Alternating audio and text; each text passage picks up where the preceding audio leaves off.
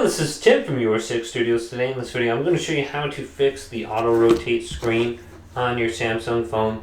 So if this isn't rotating and it's not working, I can show you how to fix that. There's two settings that actually you need to press. So we can just go to the top right, scroll on down through these widgets, and auto rotate should be right here in the top left on your Android phone or your Samsung phone.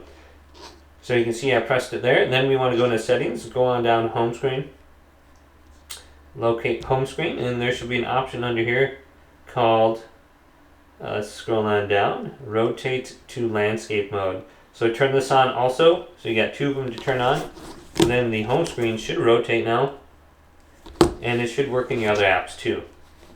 So hopefully this video did indeed help you out. Did leave it a big thumbs up. And subscribe to my channel down below for more checkout videos coming up next on Your 6 Studios.